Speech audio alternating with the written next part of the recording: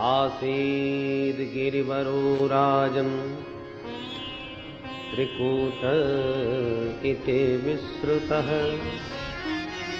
क्षीरोदेनावृतः श्रीमान् योजनायुतमुच्छ्रितः।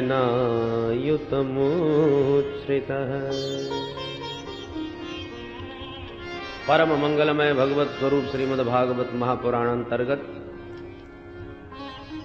आइए अष्टम स्कंद में प्रवेश करें, जिसमें मनमंत्रों का निरूपण किया गया है। कलयुग, द्वापर, त्रेता, सतयुग, चारों युग जब एक एक हजार बार व्यतीत होते हैं, तब ब्रह्मा जी का एक दिन होता है। ब्रह्मा जी के एक दिन में 14 मनमंत्र होते हैं। एक मनमंत्र लगभग 72 चतुर्योगी के लगभग होता है।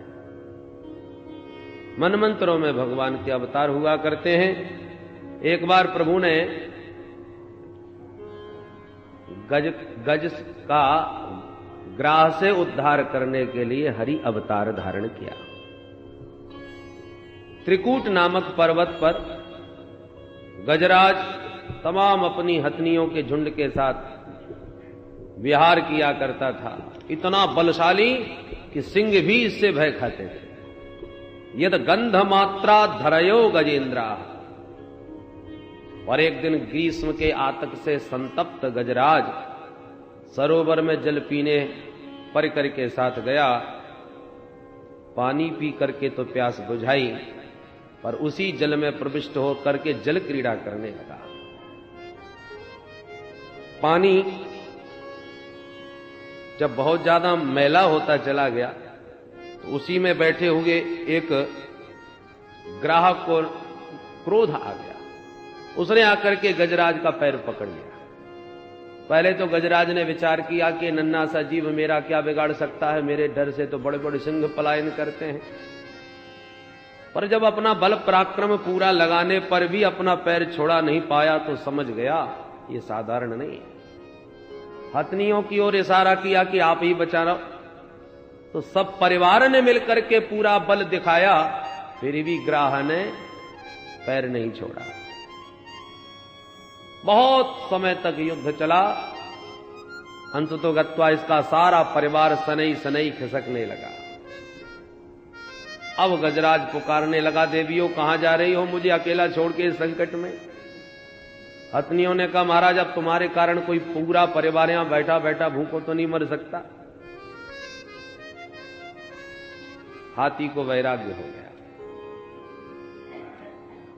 संसार का वास्तविक स्वरूप सामने आ गया। जब तक मुझ में बल था, पराक्रम था, तो सब झुंड मेरे साथ चलता था। और आज एक छोटे से मगर ने पैर पकड़ा तो सब मेरा साथ छोड़ के भाग गए। अब पता चला कि ये तो सब मेरे सुख के साथी थे। श्री नानक जी महाराज कहते हैं, प्रीतम जान लियो मन माही, अपने सुख से ही जग बांध्यो, कोहू काहू को नाही। सुख में आन सबई मिल बैठत रहत, चहू दिस घेरे, पर विपत्ति पड़ी सब ही संग छाणत, कोहू न आवत नेरे।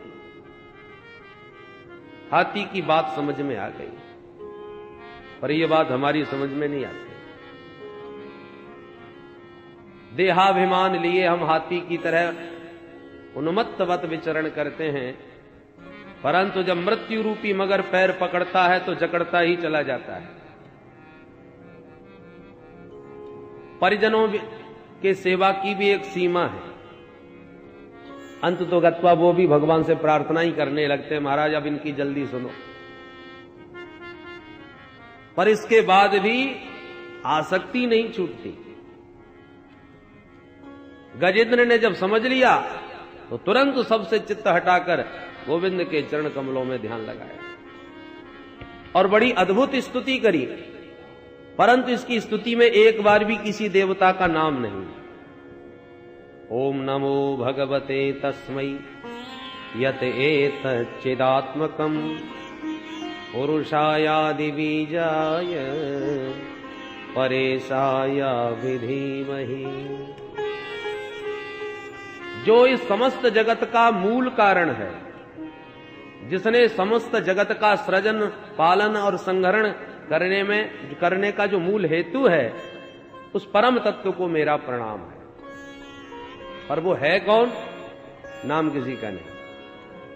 एवं गजेंद्रम उपवर्णित निर्विशेषम ब्रह्मादयो विविध लिंग विधाभिमाना। ब्रह्मादिक देवता सब देख रहे हैं, समझ रहे हैं, परंतु विचार कर रहे हैं, जब हमको पुकारता नहीं, हमारा नाम लेता नहीं, तो हम क्यों दौड़े? प्रभु ने विचार किया कि ना, इतनी बढ़िया स्तुति और नाम किसी का नहीं, तो ये स्तुति किसकी मानी जाए? अंत में निर्णय प्रभु ने लिया कि जो किसी की स्तुति नहीं सो हमारी। और भगवान अपना नाम सुने बिना ही गरुड़ारूढ़ होके दौड़ पड़े। और जब गजेंद्र ने देख लिया कि गोविंद आ रहे गरुड़ पर, तब इसने नाम लिया।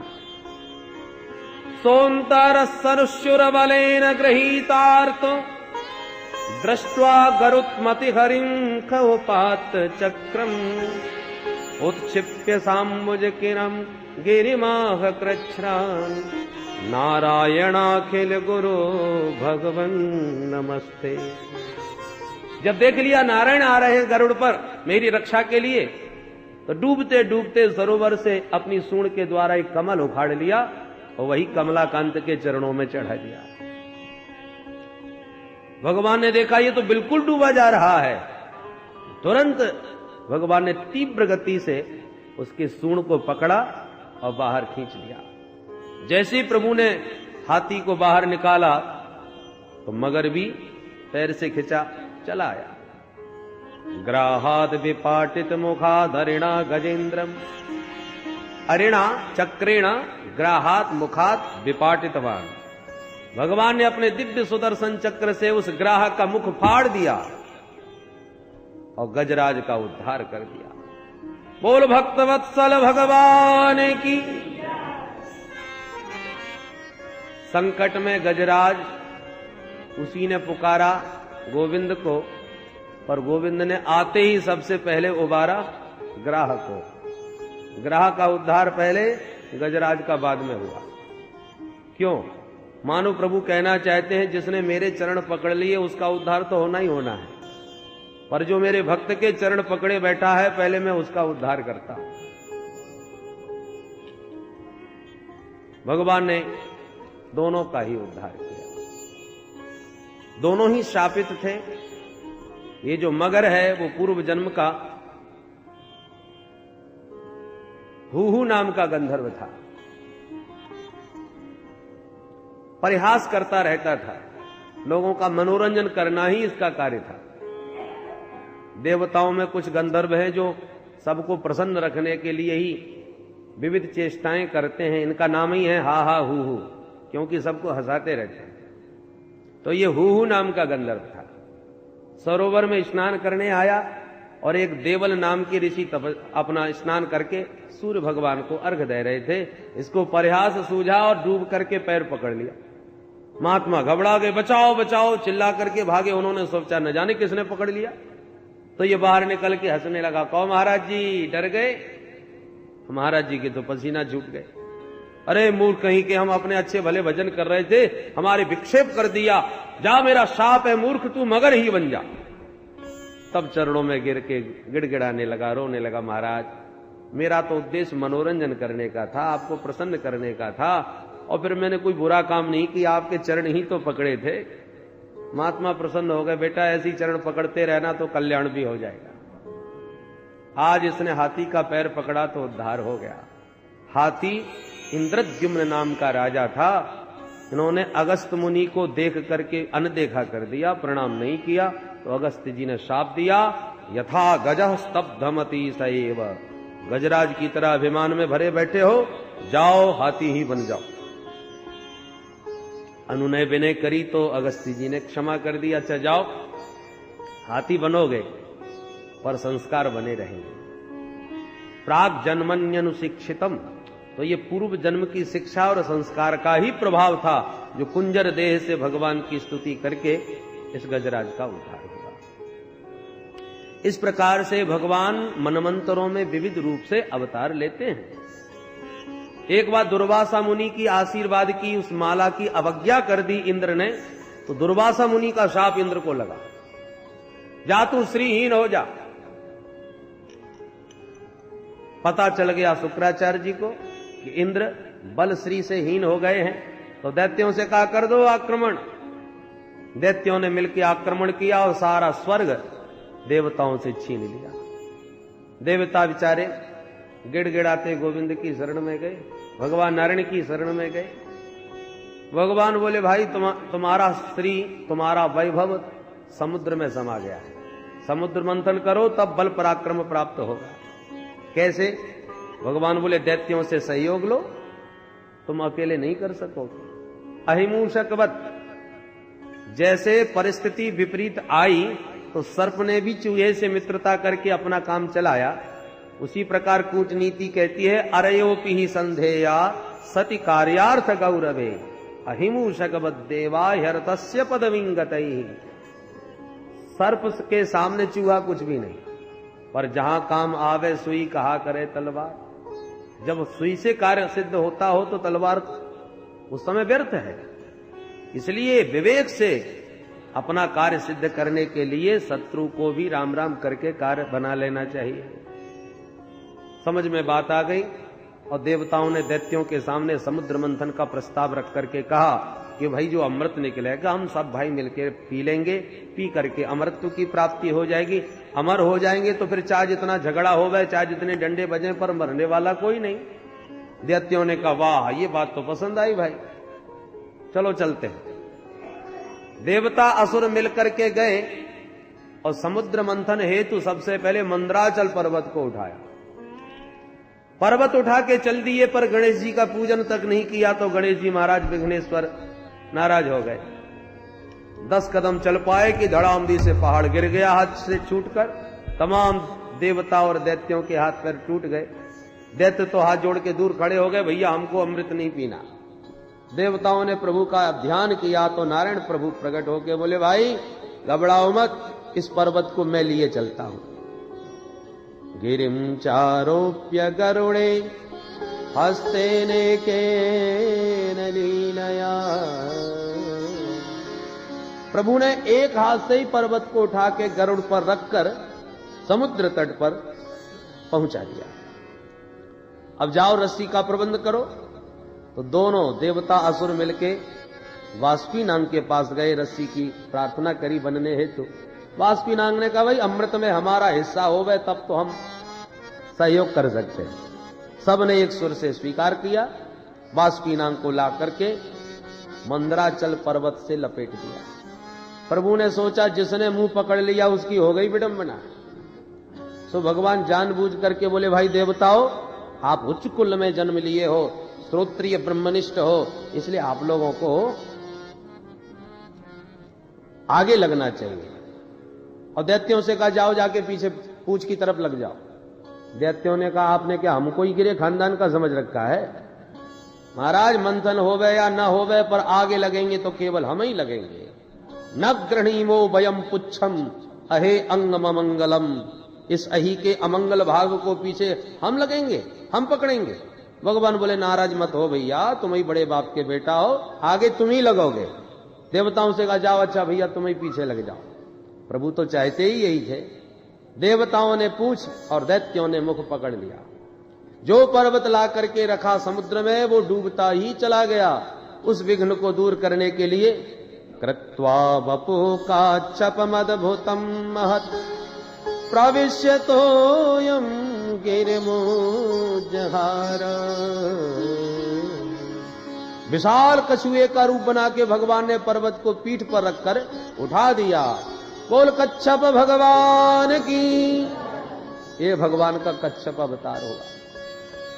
अब जैसे ही मंथन प्रारंभ हुआ तो वासुकीनाग की फुसकारों से जलने लगे सब दैत्य और पूंछ की ओर लगे हुए देवताओं पर इसका कोई प्रभाव नहीं पड़ा। अब मन ही मन पछताने लगे, हे भगवान अच्छे बड़े बाप के बेटा बने, बहुत पछताएगा, बड़े बनने में बड़े झंझट है। अस्तु मंथन प्रारंभ हुआ तो कुछ ही समय बाद कालकूट विषाग्नि प्रकट हो गई। सब जलचर छटपटाने लगे उस विषाग्नि से। देवता घबरा गए, ये क्या हुआ? भगवान बोले मत घबराओ। समस्त बस विष को एकत्रित करके भगवान भोलेनाथ की शरण में पहुंचे। देव देव महादेव भूतात्मन भूत भावन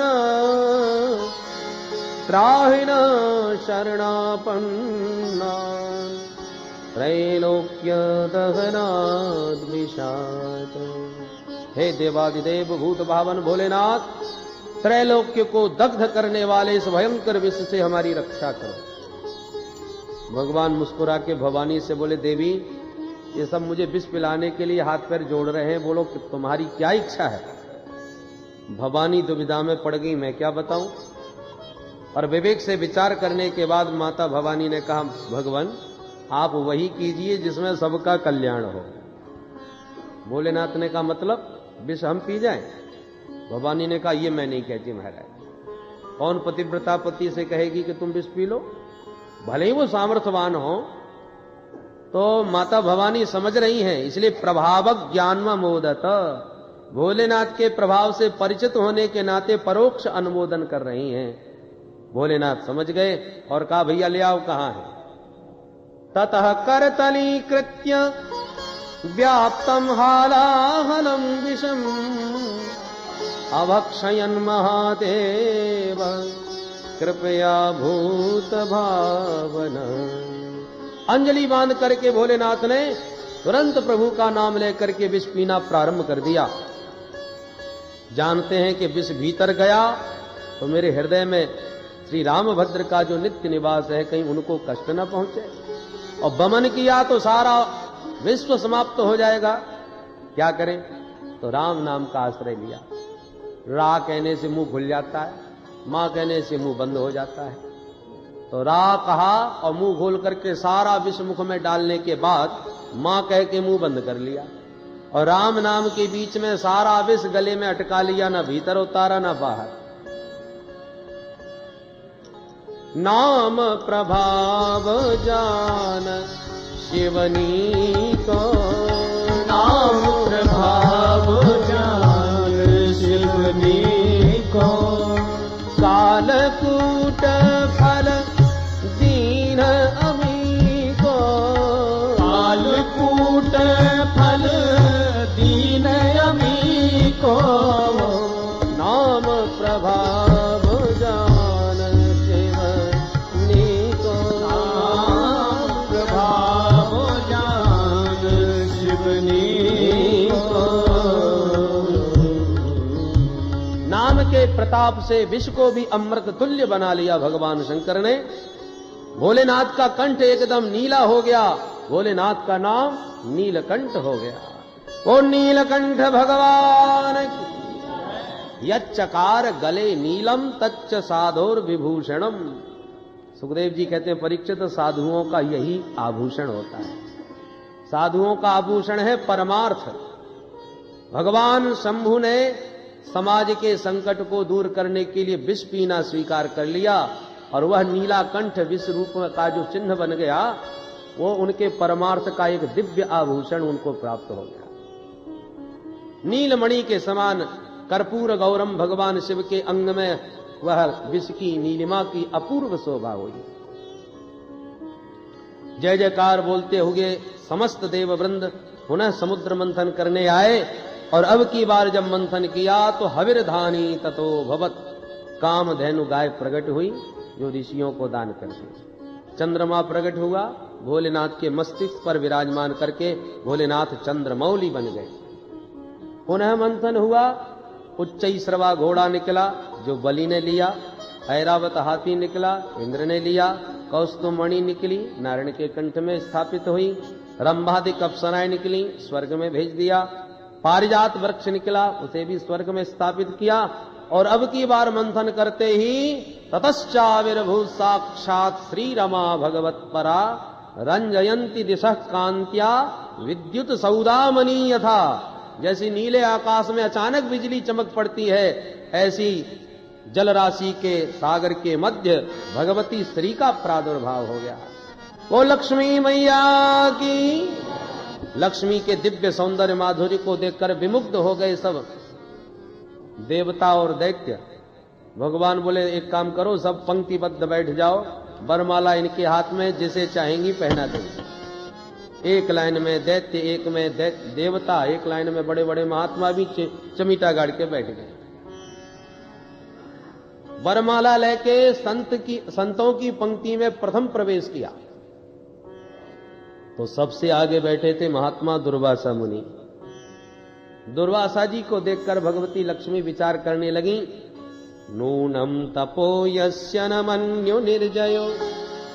निश्चित रूप से ये महान तपस्वी हैं, पर न मन्यो निर्जय, क्रोध पर इन्होंने विजय प्राप्त नहीं की। इनकी नाक पे ही गुस्सा रखी रहती है, इसलिए प्रणाम करके आगे बढ़ गए। इस प्रकार एक एक करके सबको कोई ना कोई दोष दिखाती हुई लक्ष्मी जी आगे बढ़ती गई। भगवान शंभु का दर्शन किया, तेजस्वी तपस्वी और भोले भाले भी हैं। पर यत्रो भयम कुत्र च सौख्य मंगल, भोले भाले भी हैं, तपस्वी भी हैं, पर वेश बड़ा अमंगल है, इसलिए प्रणाम करके आगे बढ़ गए। सबसे अलग थलग विराजमान है भगवान नारायण। नारायण को देखते ही मुग्ध हो गई लक्ष्मी जी। सुंदर हैं, स्वभाव से भी सुंदर हैं, स्वरूप के भी सुंदर हैं, अलंकार भी सुंदर हैं। मंगलम भगवान विष्णु, मंगलम गरुड़ध्वज, मंगलम पुंडरीकाक्ष, मंगलायतनम हरि। सब कुछ मंगल रूप है, पर थोड़ी सी कसर यहां भी है। यहां क्या कमी है? सुमंगलः कश्चन कांक्षते हि माम। सुमंगल तो है, पर माम न आकांक्षते। और जिस प्रकार से टुकुर टुकुर मुझे देख रहे हैं और इनके सामने घंटा भर से खड़ी हूं, एक निगाह उठा के भी हमको नहीं देखा। माम न आकांक्षते, मुझे पाने की आकांक्षा इनमें नहीं है, पर ये दूषण नहीं भूषण ही है। ऐसा विचार करके नारायण के कंठ में वरमाला डाल ही दी। वो लक्ष्मी नारायण भगवान की। लक्ष्मी जी का स्वभाव है, जो हाथ धो के उनके पीछे पड़ जाता है, लक्ष्मी जी उसको खूब नचाती हैं। और जो लक्ष्मी जी की उपेक्षा करके बैठ जाता है, लक्ष्मी जी उसके पीछे पड़ जाती है। लक्ष्मी जी ने नारायण को ही चुना, वो तो शाश्वत उनकी बामा है। सुखदेव जी कहते हैं, परीक्षित, अब समुद्र मंथन जब आगे हुआ तो वारुणी देवी प्रकट हुई, जो दानवों ने ग्रहण करी। अब पुनः मंथन होते ही साक्षात भगवान धन्वंतरी अमृत का कलश लेके प्रकट हो गए। बोल धन्वंतरी भगवान की। अमृत का कलश देखते ही दैत्यों ने इशारा किया, अब देर करने की आवश्यकता नहीं, और मार झपट्टा अमृत का कलश छीन करके 9 2 11 हो गए। देवता बेचारे ले गो करके रह गए। भगवान मुस्कुरा करके बोले, मां खिद्यत मिथोर्थम साधयस्ते स्वमायया। आप लोग खेद न कीजिए, मेरे आश्रित जो रहते हैं उनके गए हुए पदार्थ भी उनके पास आ जाते हैं, और जो मेरे चरणों से दूर चले जाते हैं उनके आए हुए पदार्थ भी उन्हें छोड़ के चले जाते हैं। भगवान अंतर्धान हुए। दैत्य लोग लेके तो भाग गए अमृत कुंभ, पर आपस में झगड़ा करने लगे। अहम पूर्वम नत्वम नतमिति प्रभो। मैं बड़ा हूं, पहले मैं पीऊंगा। दूसरा कहता, मैं सबसे ज्यादा बलवान हूं, इसलिए पहले मैं पीऊंगा। तू मैं होने लगी। अवसर मिला भगवान को, और इसका लाभ उठाते हुए भगवान तुरंत एक परम सुंदरी मोहिनी के रूप में प्रकट होकर हम क्रीड़ा कमल घुमाते हुए सबके चित्त को चुराते हुए पहुंच गए। भगवान के उस दिव्य रूप का दर्शन करते ही विमुग्ध हो गए सब दैत्यगण। अहो रूपम अहो धामम अहो अस्यानवम भयः। रूप सौंदर्य की महिमा गाते हुए दैत्यगण मोहिनी भगवान के सामने आके बोले, कात्वम कंजपला साक्षी कुतोबा किंचित शशि। देवी जी, हे कमलनेनी, आप कौन हैं, कहां से आई हैं, कहां जा रही हो, अकेली अकेली घूम रही हो, क्या तुम्हारा विवाह नहीं हुआ? मोहिनी भगवान मुस्कुरा के बोले, तुम हमारी जन्मपत्री लेने वाले कौन हो? दैत्यों ने कहा, हम भी कोई ऐसे वैसे नहीं है। भयम कश्यपदायादा भ्रातस्ते कृत पौरुषाः हम सब कश्यप ऋषि के पुत्र सभी लोग भाई हैं और हम लोगों ने भाइयों ने मिलकर समुद्र मंथन किया है, अमृत को प्राप्त कर लिया। अच्छा, तो फिर अब इसका क्या कर रहे हो? बोले देवी जी, इसके बंटवारे को लेकर हम आपस में झगड़ रहे हैं, निर्णय नहीं कर पा रहे कैसे वितरण किया जाए। भगवान की कृपा से आप ठीक अवसर पर आई हो, बंटवारा आपके हाथों से हो जाएगा तो हमारा तो झगड़ा ही मिट जाएगा। क्या ये अमृत आप अपने हाथों से पिलाएंगी? मोहिनी भगवान ने पहले थोड़ा सा त्याग दिखाया। देवी मोहिनी भगवान बोले, राम राम, बाबा कश्यप का तो मैंने बहुत नाम सुना है, और ऐसे महात्मा कश्यप के तुम जैसे मूर्ख बेटा। दैत्यों ने कहा, देवी हम तुम्हें मूर्ख कहां से नजर आते? मोहिनी भगवान बोले, ये मूर्खता नहीं तो और क्या, मेरे बारे में कुछ आता नहीं, पता नहीं, जान नहीं, पहचान नहीं, और एक अपरिचित स्त्री पर इतना बड़ा भरोसा कि अमृत जैसी बहुमूल्य वस्तु मुझे सौंप रहे हो बंटवारे के लिए, ये कोई बुद्धिमानी की बात है? कथम कश्यपदायादा पुंशल्याम मई संगता विश्वासम पंडितो जातु कामिनी सुनयाति ही। कोई भी बुद्धिमान विवेकी पुरुष अपरिचित स्त्री पर कभी भरोसा नहीं करता जैसा तुम लोग कर रहे हो। अब तो दैत्यों में और ज्यादा श्रद्धा उत्पन्न हो गई। एक बोला, मुझे तो लगता है बहुत पढ़ी लिखी है। दूसरा बोला, मुझे तो लगता है बहुत ऊंचे खानदान की है। कितनी बढ़िया इसने ज्ञान की बात करी, ठीक ही कह रही है, हमको विश्वास नहीं करना चाहिए, परंतु इसके वचनों से ऐसा सिद्ध हो रहा है ये कुलीन स्त्री है, विश्वास करने योग्य है। देवी जी कुछ भी हो, अब तो अमृत हम आपके हाथ से पिएंगे। भगवान बोले, तो ठीक है, पर मेरी भी एक शर्त है। क्या? बंटवारे के समय हो सकता है कम ज्यादा मात्रा हो जाए, तो मेरे से झगड़ा मत कर बैठना। दैत्यों ने कहा, कैसी बात करती हो देवी, तुम अच्छे खानदान की हो तो हम कोई गिरे खानदान के भी नहीं है, कैसे भी चाहो बांटो, हम वचन देते हैं कोई आपसे झगड़ा नहीं करेगा। मोहिनी भगवान बोले, तब ठीक है भैया, लाओ। अमृत कलश अपने हाथ में ले लिया और तब तक आए गए देवता। मोहिनी भगवान बोले, एक काम करो, इस घड़े में मैं देख रही हूं कि गाढ़ा गाढ़ा अमृत सब नीचे धरा है, ऊपर निरा पानी पानी सा उतरा रहा है, तो क्यों ना पहले एक एक बूंद इन देवताओं को पिला दिया जाए, पानी पानी ऊपर का ठिकाने लग जाएगा, फिर गाढ़ा गाढ़ा बाद में आपको पिलाऊंगी। दैत्य खुश हो गए, जैसे अच्छा लगे वैसा करो देवी। भगवान ने देवताओं को पिलाना प्रारंभ कर दिया और दैत्यों की तरफ मुस्कुराते ही रहे। दैत्य रूप सुधा का पान करते रहे, उधर देवता अमृत सुधा पान करते गए। स्वरभानु नामक दैत्य बड़ा बुद्धिमान था, उसको शंका हो गई। शंका हुई तो तुरंत देवता बन के सूर्य चंद्र के बीच लगा अंजलि बैठ गया। भगवान ने इसको भी पिला दिया। सूर्य चंद्र ने तुरंत इशारा किया, महाराज नकली है। प्रभु ने तुरंत इसका सुदर्शन चक्र से सिर काट दिया, दो भागों में विभक्त होकर राहु और केतु के रूप में परिणत हो गया। भगवान अंतर्धान हो गए।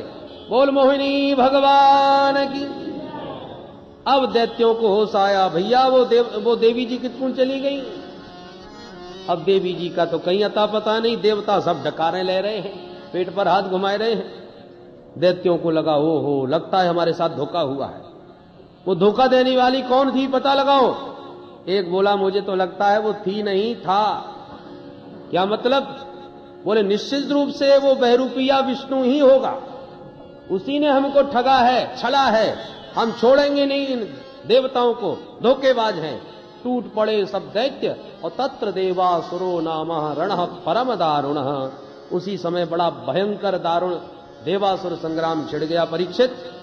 परंतु देवता अमृत पान कर चुके थे, बलशाली थे, इसलिए सारे दैत्यों को चुन चुन के समाप्त कर दिया। और तो और दैत्यों के राजा बलि भी मारे गए।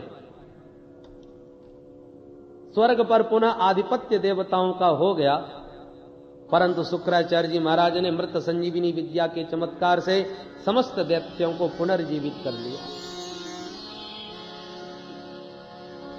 दैत्यों के राजा बलि शुक्राचार्य जी के चरण पकड़ के बोले, गुरुदेव भगवान आपने बचा लिया, नहीं तो हम तो मर ही चुके थे।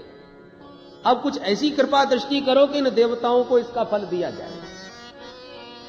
शुक्राचार्य जी बोले, देखो उनके पक्ष में नारायण है तो तुम्हारे पक्ष में गुरु जी है, चिंता न करना। यदि मेरी बात ठीक ठीक मानते रहे तो अब भी मैं तुम्हें स्वर्ग सिंहासन पर बैठा सकता हूं। तो बताइए गुरुदेव क्या करना होगा। शुक्राचार्य जी बोले, ब्राह्मणों का चरण पकड़ना होगा। उससे क्या होगा? बोले भाई मेरे पास सबकी काट है पर इस नारायण की कोई काट नहीं है। और उसका एक ही समाधान है कि नारायण ब्रह्मण्य है, ब्राह्मणों का अनन्य भक्त है। या तुमने भी ब्राह्मणों की भक्ति स्वीकार कर ली तो फिर नारायण तुम्हारा कुछ भी अहित नहीं करेंगे। अच्छा तब ठीक है महाराज। अब तो बड़ी बड़ी दंडवत होने लगी ब्राह्मणों को। ब्राह्मण भोले भाले सब प्रसन्न गदगद हो गए। बोलो महाराज बलि क्या चाहते हो? बोले महाराज बस आपका आशीर्वाद।